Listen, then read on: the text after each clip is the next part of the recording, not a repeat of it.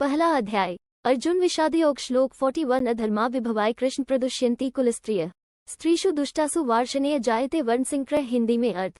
अर्जुन कहते हैं, हे कृष्ण, अधर्म की अधिकता से कुल की स्त्रियां दूषित हो जाती हैं। हे वार्षणेय, स्त्रियों के दूषित हो जाने पर वर्णसंकर, जाति संकर, संतानों का जन्म होता है। विस्तृत व्याख्या। इस श्लोक में अर्जुन उन सामाजिक और नैतिक दुष्प्रभावों के बारे में बात कर रहे हैं जो युद्ध के कारण उत्पन्न हो सकते हैं। वे विशेष रूप से स्त्रियों की स्थिति और समाज में उत्पन्न होने वाली वर्णसंकरी संतान के प्रभाव को लेकर चिंतित हैं।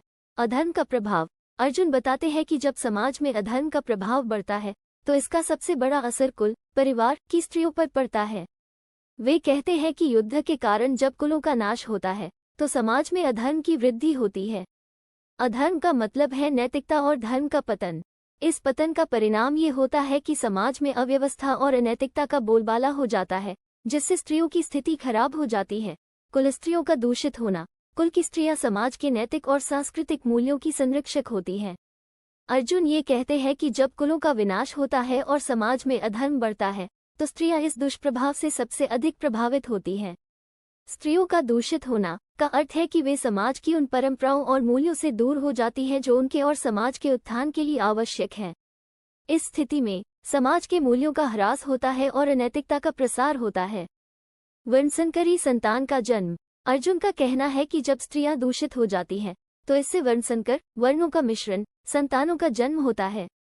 वर्णसंकर संतान का मतलब है कि विभिन्न वर्णों, जातियों के बीच अंतर्विवाह के कारण मिश्रित संतानें उत्पन्न होती हैं। उस समय के समाज में वर्णसंकर संतान को एक अनुचित और अवांछनीय स्थिति माना जाता था।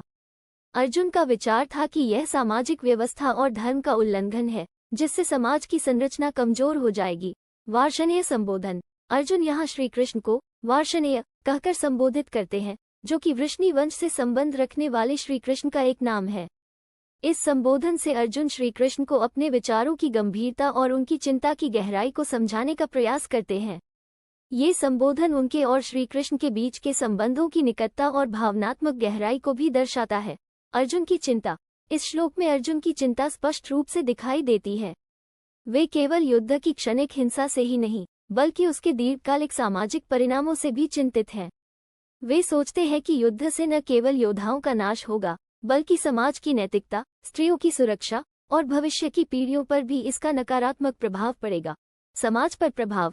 अर्जुन की यह चिंता उस समय की सामाजिक संरचना को दर्शाती है, जहां कुल, वर्ण और धर्म का महत्वपूर्ण स्थान था। वे सोचते हैं कि अगर समाज की स्त्रियां दूषित हो जाएंगी तो आने वाली पीढ़ियां भी अधर्म और अनैतिकता से प्रभावित होंगी, जिससे समाज की संरचना नष्ट हो जाएगी। निष्कर्ष। ये श्लोक अर्जुन की सामाजिक, नैतिक और धार्मिक चिंताओं को प्रकट करता है। वे युद्ध के कारण उत्पन्न होने वाले दीर्घकालिक सामाजिक परिणामों पर विचार कर रहे हैं और उनकी चिंता ये है कि इससे समाज की जड़ें हिल जाएंगी। वे इस बात को लेकर चिंतित है कि युद्ध से समाज में अधर्म की वृद्धि होगी, जिससे स्त्रियों की स्थिति खराब होगी और वर्णसंकर संतानें उत्पन्न होंगी, जिससे समाज की संरचना कमजोर हो जाएगी। इस श्लोक में अर्जुन की चिंता उस समय की सामाजिक व्यवस्था, धर्म और नैतिकता की सुरक्षा को लेकर है, और वे ये सोचते हैं कि युद्ध के कारण इन सब का विनाश हो सकता है। ये श्लोक हमें ये सिखाता है कि किसी भी बड़े निर्णय को लेते समय उसके दीर्घकालिक सामाजिक और नैतिक परिणामों पर विचार करना आवश्यक है।